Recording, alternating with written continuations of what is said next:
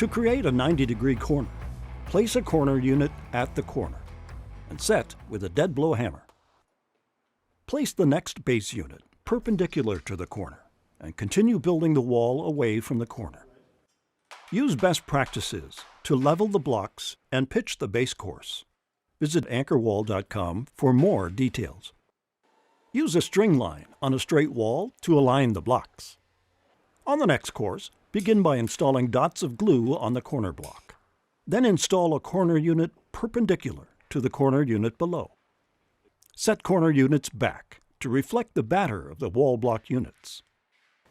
Build the wall away from the corner.